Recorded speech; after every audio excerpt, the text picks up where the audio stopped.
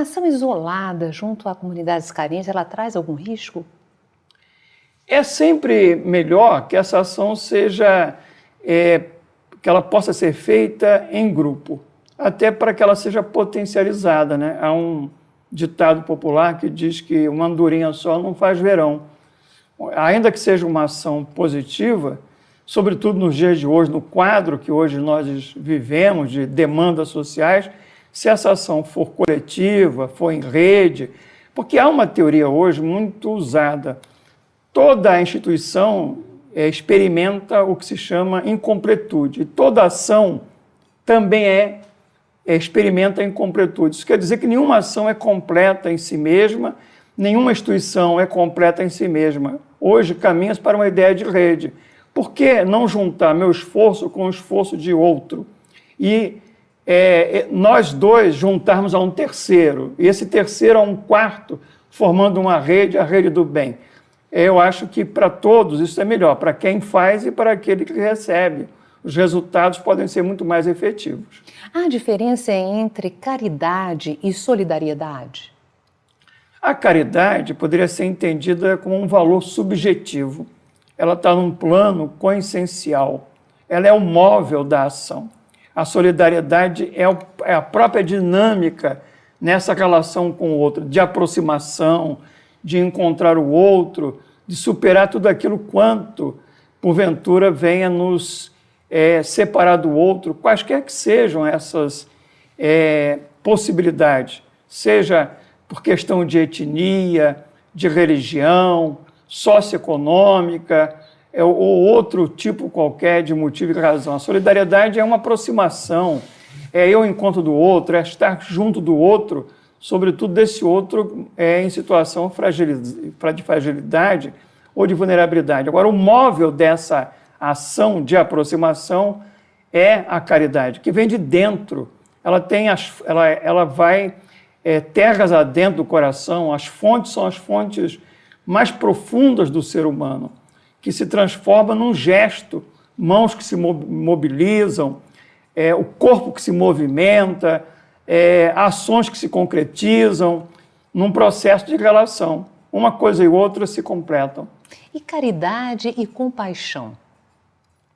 São muito próximas. Infelizmente, aí eu recorro ao Leonardo Boff, na cultura ocidental dita cristã, a compaixão ganhou um sentido pejorativo de coitadinho, peninha, o que faz do outro um ser dependente, um ser de menos-valia. No sentido mais profundo da compaixão, como Jesus a entendia, significa uma capacidade de compreensão do outro, uma capacidade profunda de, estando com o outro, compreendê-lo em sua integralidade, em sua inteireza, até nas suas nuances mais negativas. Entendê-lo como um ser humano que é digno em si mesmo, que tem um valor intrínseco em sua dignidade. Isso é da filosofia ocidental mais atual. Mas se nós formos a Jesus, essa dignidade se reporta ao fato de que esse outro, intrinsecamente, é um filho de Deus, que é uma condição universal. Então, compaixão é essa capacidade de encontrar o outro na sua própria dimensão, no seu próprio momento. E a caridade é a concretização do que cada qual traz em si como valor para contribuir com o outro nesse processo compassivo, bondoso, de ajuda, de apoio, para que o outro se emancipe, cresça, possa caminhar pelos próprios pés. Se essa empatia, esse poder de se colocar no lugar do outro, de se incomodar com o outro, se isso pode ser desenvolvido? É interessante que Joana de Ângeles, a educadora, através de Divaldo Franco, no livro Plenitude, ela coloca um processo pedagógico, dizendo que o primeiro gesto da caridade, da generosidade, é um gesto de abrir as mãos. É a chamada caridade material. Nós damos coisas que estão no bolso e na bolsa. Mas nem sempre isso corresponde a uma mudança interna de visão em relação ao outro. Podemos dar coisas e continuar achando o outro uma pessoa má, uma pessoa que errou, com mau comportamento. Ficar fazendo julgamentos. Julgamentos. O segundo momento dessa ação, diz a benfeitora Joana de Ângeles, é quando abrimos o coração. Além de abrir as mãos, abrimos o coração. E aí é quando somos capazes de compreender o outro na sua integralidade. Como ele é, com as suas sombras, qualidades, defeitos. Com as suas dificuldades. Dificuldade, nos aproximamos mais dele, somos empáticos. E a terceira posição é quando esse processo de esforço, de aprendizado, ele se conclui, ele se coroa como um comportamento absolutamente espontâneo, que faz lembrar um pouco a fonte, que se dá naturalmente, um sol que oferece a sua luz e calor natural, espontaneamente, sem escolher a quem. Assim como uma árvore que à beira do caminho se coloca frondosa, dando sombra, frutos, independente de quem quer que seja que lhe procure. Mas é um passo terceiro, isso mostra que é um processo evolutivo, como os espíritos nos ensinam. De amadurecimento do ser. De amadurecimento do ser do ponto de vista psicológico, tanto que a psicologia chama isso de maturidade psicológica, que é uma capacidade oblativa, se sai de uma posição captativa, egocêntrica, e nesse processo de abertura para o outro vai não se crescendo.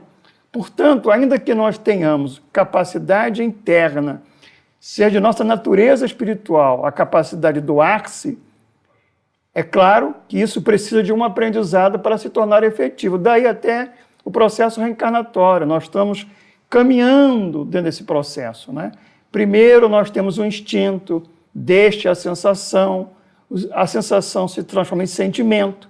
Sentimento, às vezes, marcado por paixões grosseiras, mas ainda com algum sentimento, até que o sentimento se enobrece, se transforma em amor, e aí nós completamos a nossa capacidade absoluta, total de doação, a exemplo de uma figura como o Povorello de Assis, Francisco de Assis, como o próprio Jesus, o nosso Chico Xavier, Madre Teresa de Calcutá.